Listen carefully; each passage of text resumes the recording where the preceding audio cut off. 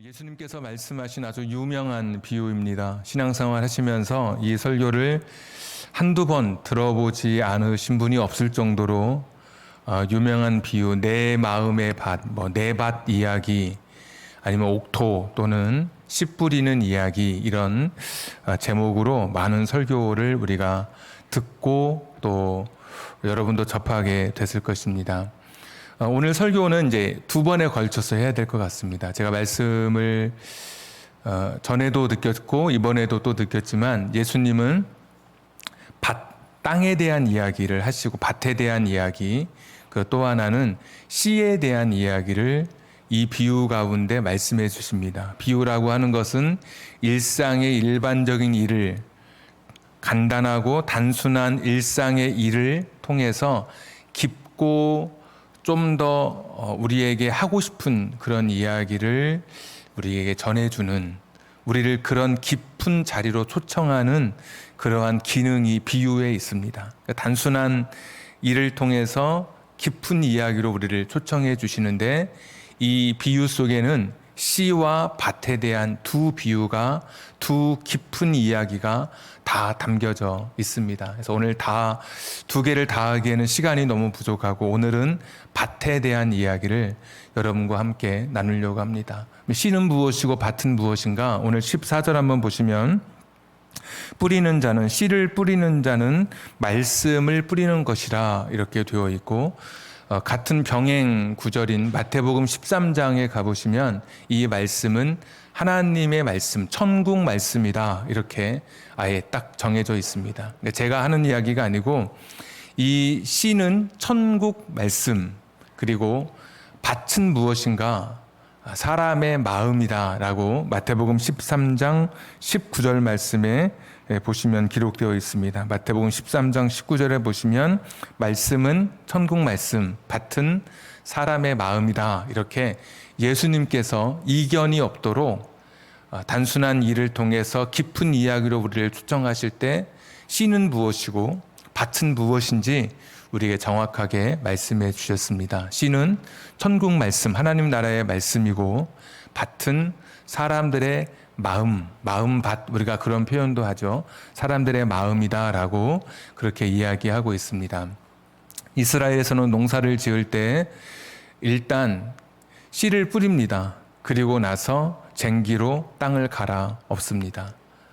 일단 씨를 뿌리고, 사람이 주머니에 갖고 다니면서 손으로 씨를 뿌리거나 아니면 나귀에 이 곡식 그 종자가 담긴 주머니를 나귀에 걸고 구멍을 조그맣게 뚫고 나귀를 계속 돌아다니게 해서 씨를 뿌리게 해서 농사를 짓습니다.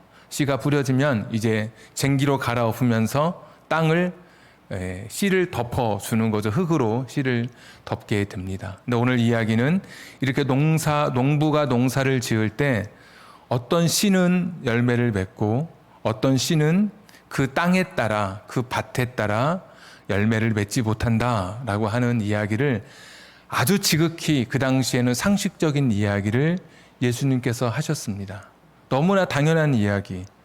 씨를 뿌리고 농부가 쟁기로 땅을 갈아엎어도 어떤 데서는 열매가 결실을 하기도 하고, 어떤 때는 올라오지도 못한 채 여기에 씨가 있었나 싶을 만큼 아무런 일이 일어나지도 않는 그런 이야기, 당시의 농사의 이야기를 예수님께서 사람들에게 말씀해 주셨습니다.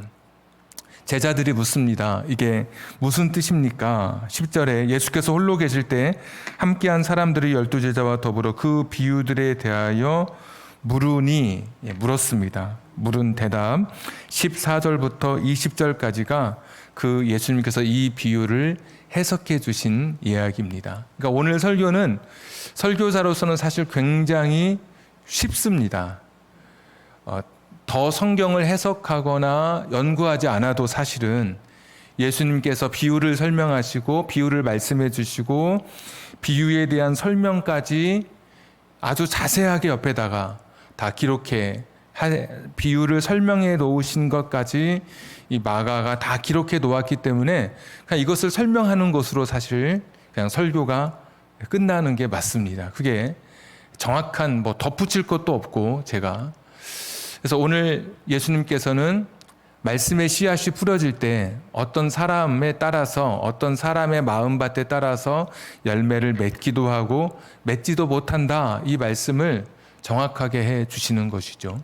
그러니까 하나님 나라의 그 이야기, 우리가 마가복음 1장부터 지난주까지 살펴봤던, 제가 설교로는 한 6번 정도 하나님 나라의 이야기, 국률과 은혜의 나라 처음에 이야기했고, 또 두 번째는 중풍병자 메고 온 말씀 드리면서 육체의 질병과 영혼의 죄의 질병까지도 치료받는 나라, 또 레위 이야기 말씀드리면서 죄인을 포용하는, 세상은 죄인을 낙인 찍고 한 번 죄를 지으면 끝난 인생이라고 사람들이 그를 편견을 두고 멀리하지만 예수님은 죄인을 품어주시고 나는 죄인을 부르러 왔다라고 말씀해 주시는 그런 너무나 좋으신 하나님 나라의 이야기를 하고 계셨죠.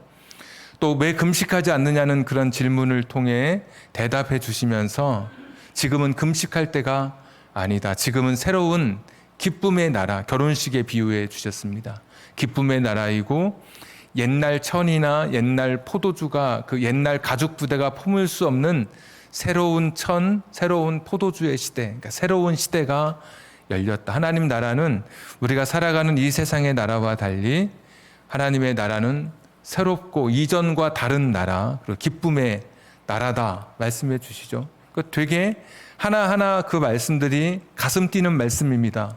국률과 은혜의 나라, 영혼과 육체의 질병이 치료되는 나라, 또 죄인이라고 한번 실패했다고 낙인 찍혀서 그냥 끝나지 않고 다시 기회를 주시고 회복시켜 주시는 나라, 그리고 과거와 다른 슬픔 속에 금식하던 그런 시대에 기쁨으로 인생을 살아갈 수 있는 그런 하나님의 나라, 또 안식일에 39개의 무거운 짐을 지우며 인생에 그냥 걸어가기도 힘든 인생길 무겁게 하는 것이 종교였다면 예수님은 복음으로, 기쁜 소식으로 이 세상에 찾아오셔서 수고하고 무거운 짐진 자들아 다 내게로 오라, 내가 너희를 쉬게 할 거다, 내 멍에는 쉽고 내 짐은 가볍다, 같이 멍에를 메어 주시는 것이죠. 지친 인생, 절망한 인생에 힘을 주시고 어리석고 아둔한 인생에 지혜의 주님께서 동행해 주심으로 그 멋진 하나님 나라, 무거운 인생의 짐을 지고 가면서도 그 짐을 이겨낼 수 있는, 어디로 가야 할지 모르는 인생의 방황 속에서도 그 길을 찾아갈 수 있는 그런 나라, 하나님 나라인 거죠. 세상에 살면서도 하나님 나라를 살도록 초청해 주셨어요. 지난주 말씀은 12지파를 통해 육적인 이스라엘, 혈통으로만 구원받던 시대에 12 제자를 선택해서 영적 이스라엘, 모든 사람에게 구원받는 구원의 길을 열어주신 것이죠. 완전한 구원사의 새로운 획이 그어지는, 이게 하나님 나라의 이야기였습니다. 이런 하나님 나라의 씨앗을 예수님께서 가는 곳마다 심습니다. 사실은 성경 우리가 쭉 보면 또 다시 바닷가에 나가시고, 또 가버나움에 가시고, 또 회당에 가시고, 집에 가시고, 그래서 온 갈릴리, 그러면서 계속 예수님께서 지역을, 그림을 그려볼 수 있을 만큼 말씀들 앞부분을 나중에 여러분 한번 보실 기회가 되면 계속 왔다 갔다 종횡무진하셔요. 오늘 말씀도 이렇게 시작하잖아요. 4장 1절에 예수께서 다시 바닷가에서 가르치시니, 굉장히 종횡무진하시면서 하나님 나라의 씨앗을 사람들에게 심은 겁니다. 그 말씀드렸던 한 6가지로 우리가 지금까지 살펴봤던 하나님의 나라, 그 씨앗을 심었습니다. 그런데 사람들은 약 한 4가지 반응으로 예수님께서 말씀해 주시죠. 어떤 사람은 길가에 떨어진 씨앗이 열매를 맺지 못하는 것처럼, 길가에 떨어진 씨앗은 새가 와서 그냥 먹어 치우는 것처럼, 어떤 사람에게는 이 하나님의 나라의 말씀이 심겨졌지만 그 말씀이 열매를 맺지 못한다 설명해 주십니다. 15절, 말씀이 길가에 뿌려졌다는 것은 이들을 가리킴이니 곧 말씀을 들었을 때 사탄이 즉시 와서 그들에게 뿌려진 말씀을 빼앗는 것이요. 그러니까 사탄의 지배 속에 있는 사람이죠. 사탄이 지배하는 세상 속에서 그 지배 속에 자신을 맡긴 사람, 그러니까 하나님으로 인해서 하나님을 향해 마음의 문을 전혀 열지 않은 채 그냥 그렇게 냉랭해도 냉랭할 수 없는 시베리아 찬바람이 부는 것 같은 그런 사람, 하나님의 말씀에 씨앗이 심겨졌는데도 냉담한 사람들이 있더라. 제 이야기가 아니고 예수님 말씀입니다. 내가 너희들에게 하나님 나라의 이 말씀의 씨앗을 심었는데, 바닷가에 가서 산에 가서 여기저기 다 가서 심었는데, 어떤 사람은 길가처럼 이렇게 하나님 나라의 이야기를 받아들이는 사람이 있더라. 냉담하게. 전혀 정말 털끝 하나 들어갈 마음의 문을 열지 않은 채 꽉 막혀 있는 그런 사람이 있더라. 아마 바리새인 서기관들이겠죠. 그들은 예수님께서 하나님 나라에 대한 이야기를 할 때마다 계속해서 사법적 권리가 있는 사법조사관인 서기관을 계속 파송해서 예수님이 무엇을 잘못하는지 안 하는지 검사하고 조사했던 그런 사람들이었습니다. 이런 사람은 길가와 같은 그러한 밭이라고 제가 말하는 게 아니고 예수님께서 말씀해 주고 계시죠. 이 시대에도 그런 밭에 사람이 있을 수 있습니다. 이 시대에도 하나님의 말씀이 전해져 올 때 전혀 그 말씀을 마음속에 받아들이지 않고 냉담하게 거절하고 거부하는 사람. 만약에 어떤 한 교회에서 전도지를 나눠주고 또 휴지를 나눠주고 할 때 교회 다니지 않아도 어떤 사람은 그냥 받는 사람도 있고 싫으면 그냥 지나치는 사람이 있지만, 어떤 사람은 길가와 같은 사람은 거기 서서 내가 교회 다니는 사람에게 내가 사기당한 게 얼마인 줄 아느냐부터 시작해서 교회는 다닐 곳이 아니다, 예수가 어디 있느냐 이렇게 말하기도 하면서 아주 적대적으로 반응하는 사람도 사실 이 시대에 있죠. 많은 부분 우리의 책임도 사실 있습니다. 누군가의 마음을 길가처럼 아주 단단하게 돌처럼 굳어지게 만든 책임도 우리 가운데 있겠죠. 그런 사람이 지금 이 시대에도 존재하게 되는 것이죠. 예수님 두 번째 밭에 대한 이야기 말씀하십니다. 어떤 밭은 돌밭에 떨어진 씨가 있다 말씀해 주시죠. 씨를 뿌렸습니다. 그리고 이제 쟁기를 갈았습니다. 그런데 씨가 흙에 덮이긴 했는데 바로 그 밑에 돌이 있는 겁니다.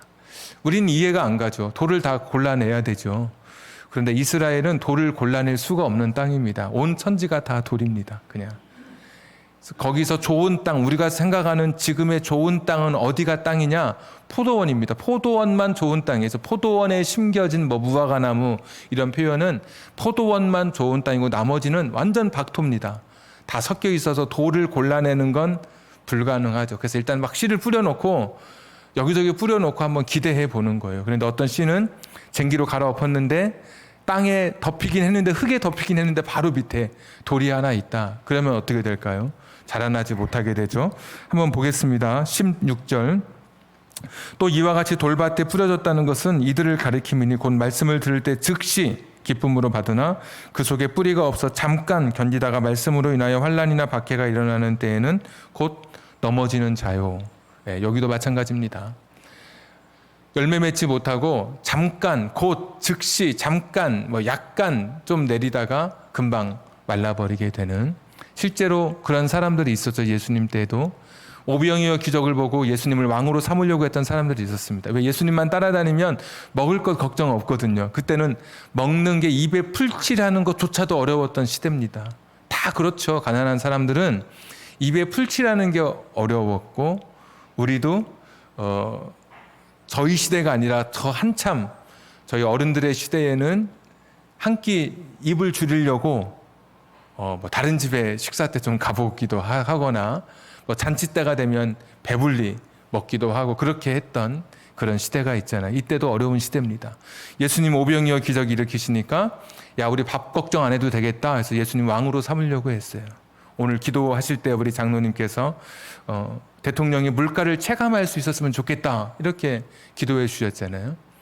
그런 것이죠. 그 당시 돈이 있고 힘 있는 사람들은 자기 먹는 것은 걱정이 없었어요. 가난한 사람들은 늘 어렵고 힘들었기 때문에 먹는 것 예민한데, 예수님께서 오병이어 기적 일으키시니까 왕으로 삼으려고 했어요. 그런데 예수님께서 오병이어 기적을 통해서 하늘에서 내려온 만나 이야기 요한복음 6장에 말씀하실 때 다 떠나가기 시작하는 거예요.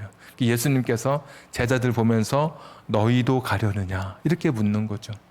그때 베드로가 영생의 말씀이 여기 계신데 우리가 누게로 가오리까? 바로 그 배경이에요. 사람들이 떡을 먹을 때는 기쁘고 좋았는데 뭐 어려운 말씀하고 뭐 하늘의 떡이 더 중요하고 육신의 떡은 그것이 전부가 아니다 이렇게 말씀하고 하니까 사람들이 막 떠나가기 시작했죠. 그러니까 순간적으로 확 와 닿았지만 하나님 나라에 대한 이야기를 듣고 와 막 너무 좋아 이렇게 받아들였지만 금세 식어버린 사람들이 많았어요. 예수님께서 예루살렘에 세 번째 올라가셨을 때 그때 사람들이 호산나 호산나 외치면서 예수님을 영접했습니다.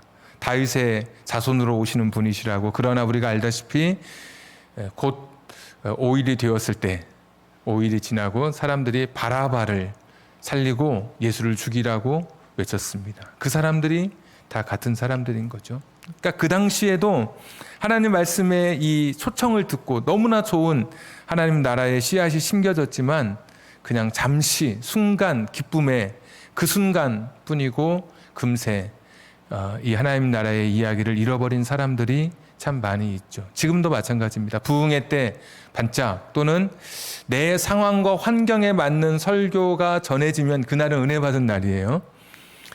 내 환경, 오늘 내 마음과 딱 맞는 그런 말씀이 딱 전해지면 그날은 진짜 은혜 받은 날이라 그러고, 그렇지 않고 자기 환경과 상관없지만 그럼에도 나에게 필요한 말씀이 전해졌는데도 그날은 나와 별로 관련이 없으면 그날은 그냥 무덤덤하게 우리가 가게 되죠.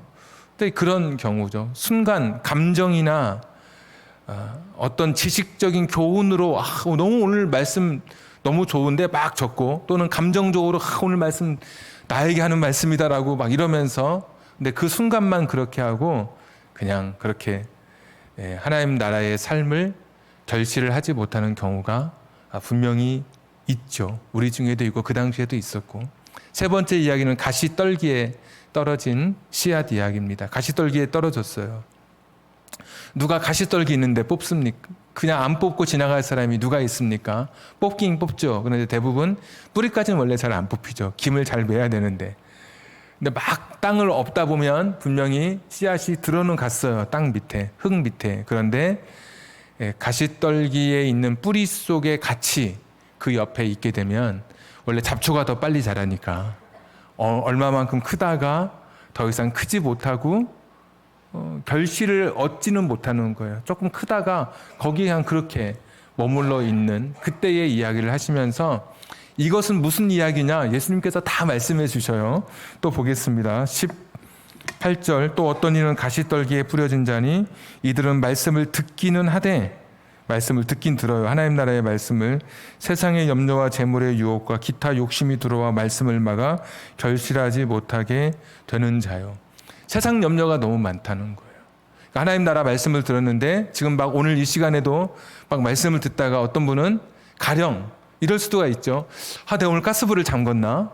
이런 거는 순간 하지만 또 금방 또 잠궜겠지 하고 지나가게 되죠. 그래서 어떤 분은 꼭 나올 때 자기 가스레인지 그 가스 밸브 사진을 찍고 나온다 그래요. 그래서 나중에 어떻게 했지? 그러면 사진 찍은 거 확인해 본다고.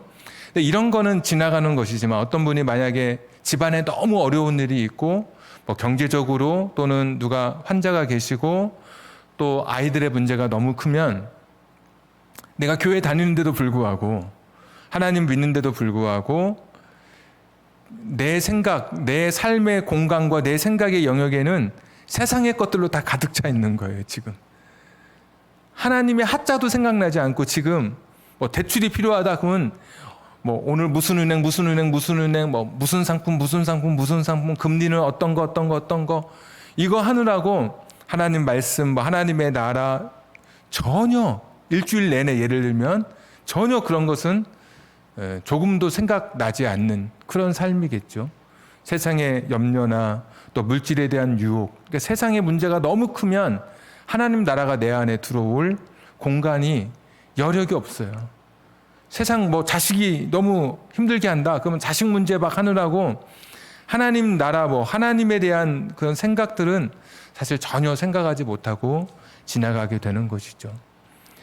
이때도 마찬가지입니다. 부자 청년 같은 경우도 너 하나님 나라 가고 싶다고 하니까 너 부자니까 네 가난한 사람에게 너 재물을 좀 주고 와라라고 했을 때 근심하며 돌아갑니다. 내가 가진 재산이 얼만데 이렇게 하게 되는 거죠. 그러니까 너무 세상의 일이 분주하고 바쁘면, 세상 일이 너무 많으면, 세상 일이 너무 나를 힘들게 하고 그러면 뭐 하나님의 하자도 별로 이렇게 생각나지 않고 하나님 말씀도 내 삶의 공간에 자리할 게 없는 것이죠. 그래서 목사의 세계에서 이런 표현도 있습니다. 바쁜 목사는 나쁜 목사다, 이런 표현도 있습니다. 그러니까 바쁜 만큼, 다른 걸로 바쁜 만큼 하나님 말씀이나 성도에 대해서 그만큼 시간이, 인생에 주어진 시간이, 일주일의 시간이 딱 정해져 있기 때문에 그만큼 더 많은 것을 쏟지 못하기 때문에 흔히 하는 말로 목회자 세미나 같은 데 가면 바쁜 목사는 나쁜 목사다. 목회를 위해서 바쁜 거는 괜찮지만 그 외에 다른 곳으로 바쁘면 그 일을 감당하지 못한다는 것이죠.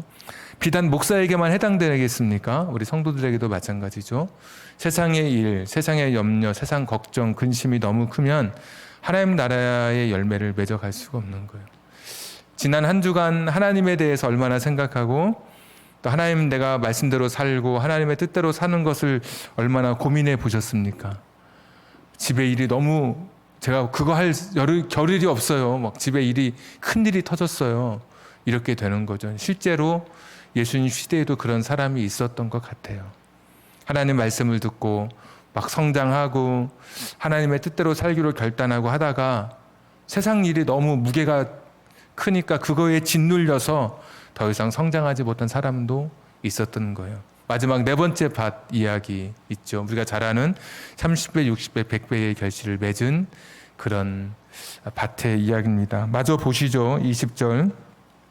좋은 땅에 뿌려졌다는 것은 곧 말씀을 듣고 받아 30배나 60배나 100배의 결실을 하는 자니라. 이런 사람도 있었습니다. 하나님 말씀 듣고 하나님 나라의 이야기를 듣고 나 그 나라, 나도 그 나라를 살고 싶다. 나도 그 나라에 동참하고 싶다.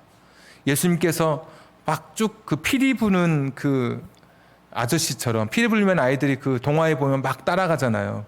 아저씨의 소리를 듣고 그런 것처럼 예수님께서 하나님 나라의 피리를 불면서 이스라엘 전역을 걸어가실 때 사람들이 그 하나님 나라의 행렬에 동참하기를 기대하시고 계속 씨를 뿌렸던 것이죠. 그래서 어떤 사람들은 그 하나님 나라에 동참하게 된 거예요.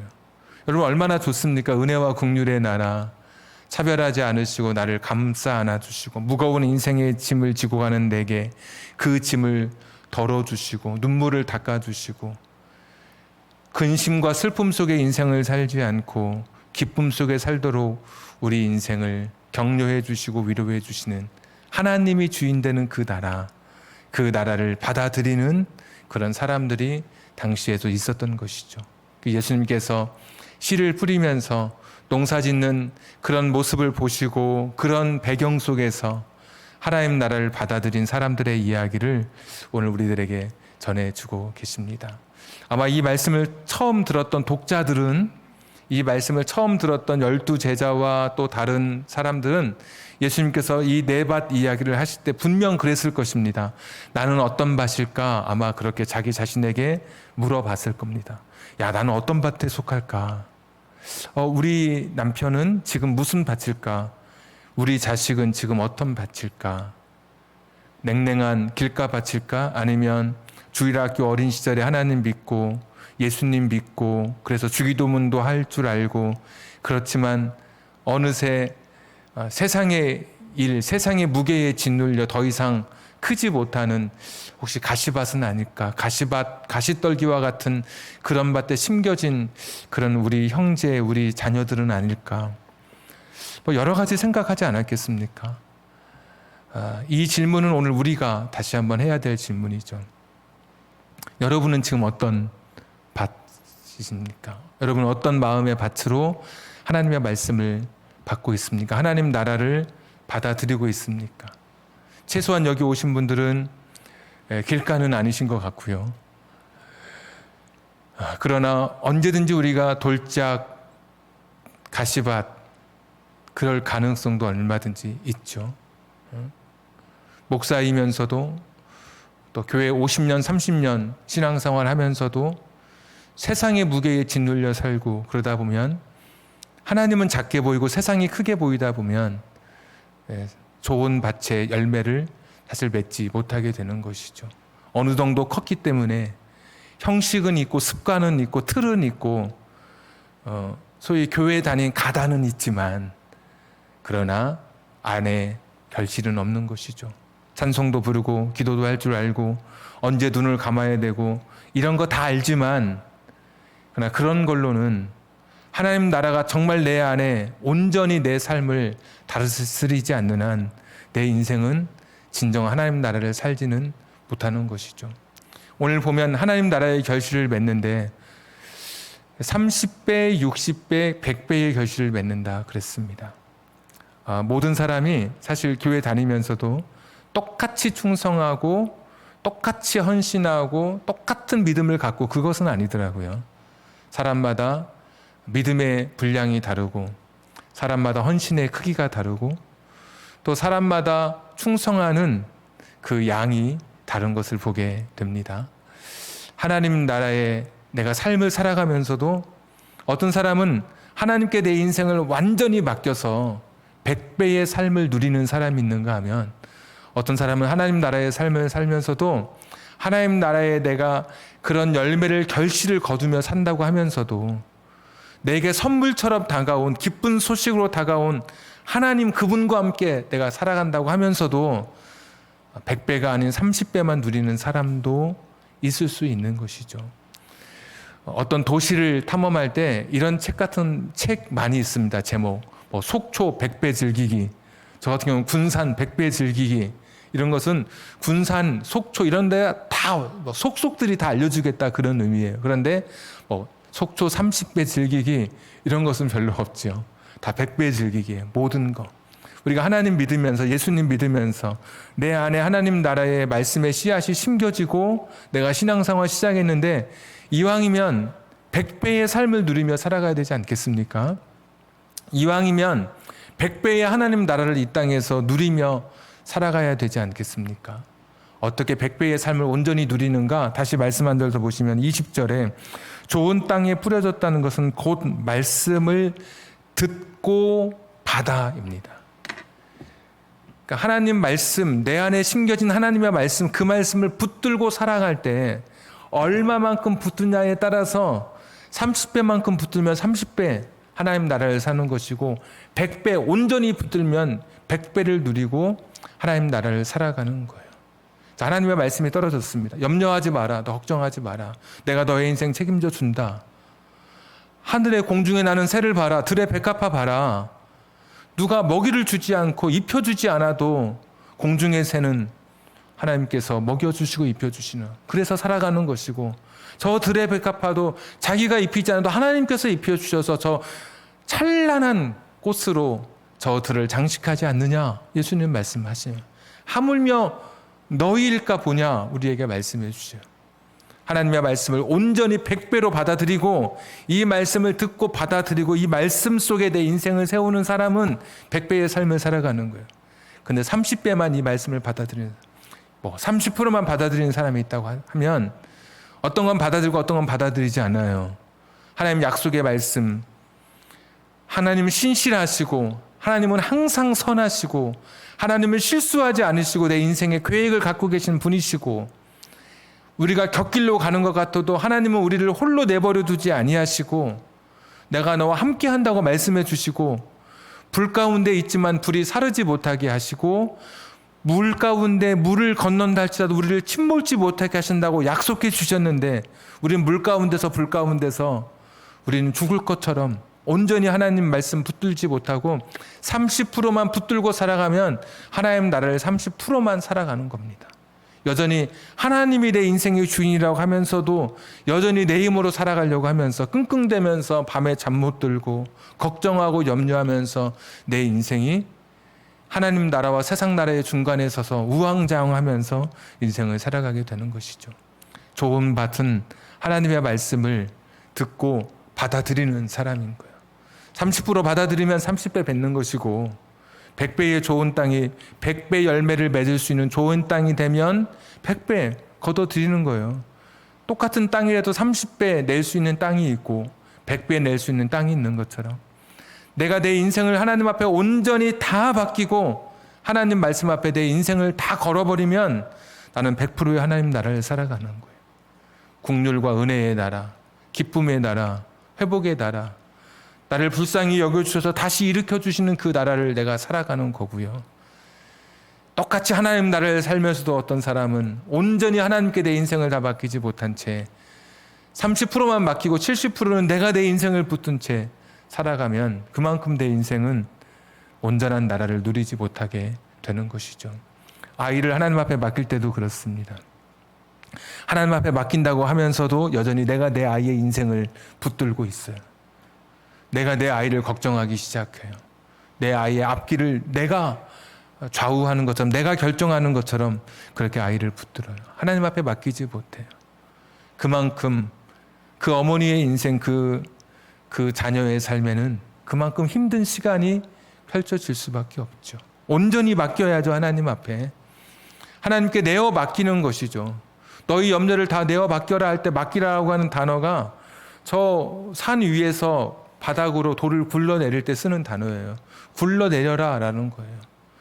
뭐 부흥에 오시면 목사님들 이야기처럼 염려, 걱정, 근심 가지고 왔다가 보자기 풀었다가 집에 갈 때 보자기 다시 싸고 간다는 이야기 제가 많이 들었는데 그렇게 하는 게 아니죠. 완전히 맡기는 거예요. 왜? 하나님은 실수하지 않으시니까. 오늘 나의 아픔과 눈물도 하나님의 계획이 있음을 믿고 그분이 계시니까 전천후 신앙, 비가 와도 해가 떠도 바람이 불어도 눈이 와도 항상 좋은 날인 거예요. 우리 인생에. 왜? 하나님이 함께 하시는 날이니까.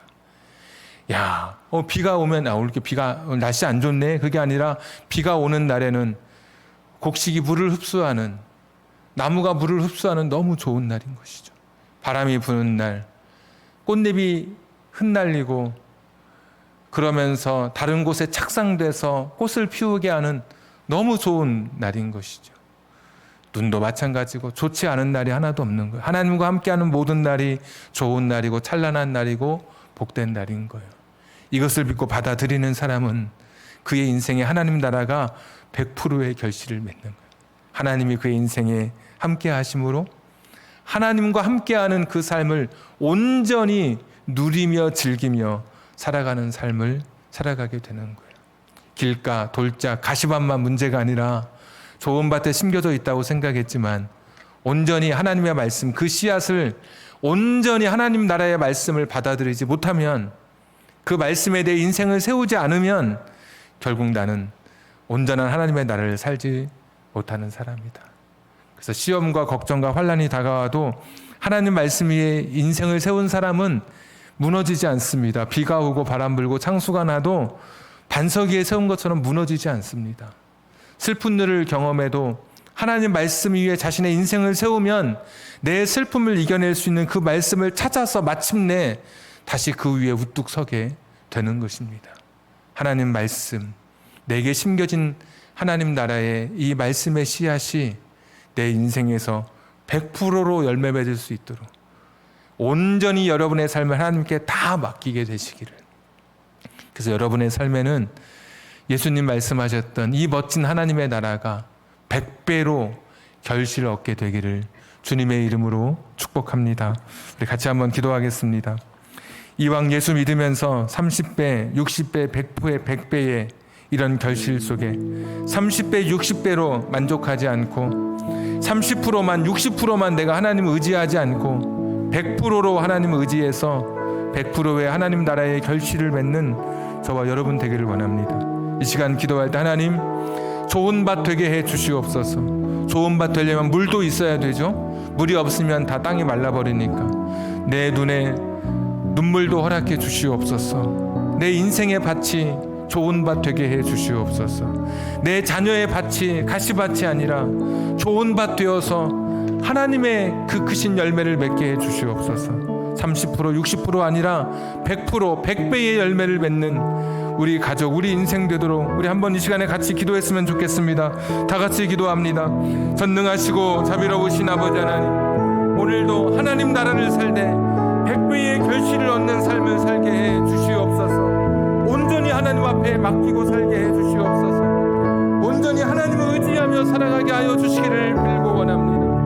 하나님 나라의 말씀이 우리의 마음밭에 새겨졌습니다. 우리의 마음에 하나님 나라의 말씀이 심겨졌습니다. 내 인생 하나님을 의지하며 살게 해 주시옵소서. 하나님 말씀에 내 인생을 걸게 하여 주시옵소서. 내가 붙든 하나님 말씀에 내 인생을 걸게 하여 주시옵소서. 30%만 60%만 살아가는 게 아니라 100배의 결실 맺도록 우리 가정과 우리 자녀들, 우리의 삶의 복을 더하여 주시옵소서. 하나님 우리의 인생 속에 100배의 복으로 덧입혀 주시기를 원하옵고 기도합니다. 주님 도우시기를 빌고 원합니다. 살아계신 주, 나의 참된 소망, 걱정 근심 전혀 없네. 사랑의 주네 갈 길 인도하니 내 모든 삶의 기쁨 늘 충만하네.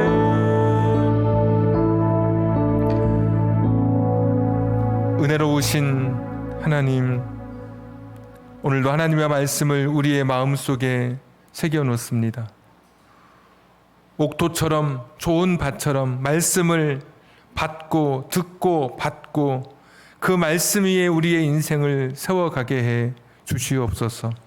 30%만이 아니라 100% 내 인생을 말씀 위에 세우고 하나님의 통치 아래 내 인생을 100% 내어드림으로 진정한 하나님 나라의 100배를 누리며 살아가는 우리들 되게 해 주시옵소서. 30%만 누리며 내 인생이 여전히 세상 염려와 근심과 걱정 속에 사로잡힌 인생이 아니라 하나님께 100% 내 인생을 내어드림으로 하나님이 다스리시는 내 인생의 하나님 나라 100% 100배의 하나님 나라가 우리 인생에서 펼쳐지게 해 주시옵소서. 하나님 나라를 100배 누리며 살아가는 우리의 자녀들, 우리의 인생이 되도록 함께해 주시옵소서. 아직도 길가 돌짝밭 가시밭길처럼 여전히 열매 맺지 못한 채 머물러 있는 우리의 가족, 형제, 우리의 이웃이 있습니까? 그들의 밭에 눈물의 기도가 더하여져서 메말랐던 땅이 좋은 땅으로 변화되게 해주셔서 그들의 삶에도 좋은 열매 맺으며 살게 해 주시옵소서. 그들의 삶에도 100배의 결실로 그들의 마음밭을 주께서 개간하시고 또 추수할 수 있도록 복을 내려 주옵소서. 여기저기 휴가철을 맞이해서 떠나간 성도님들 있습니다. 돌아오는 교통편도 주님께서 지켜 주시옵소서. 이제는 우리 구주 예수 그리스도의 은혜와 하나님 아버지의 극진하신 사랑하심과 성령님 감동 감화 내주 충만하심이 말씀을 듣고 받아들여서 좋은 밭 되어 그리고 또 100%의 내 삶을 하나님 앞에 드림으로 30배 60배를 넘어서 100배의 결실을 기대하며 결단하는 우리 사랑하는 성도님들 위해 저들의 가정과 직장과 사업장과 환경과 인생의 꿈 위에 지금부터 영원까지 함께 하시기를 간절히 축원하옵나이다. 아멘.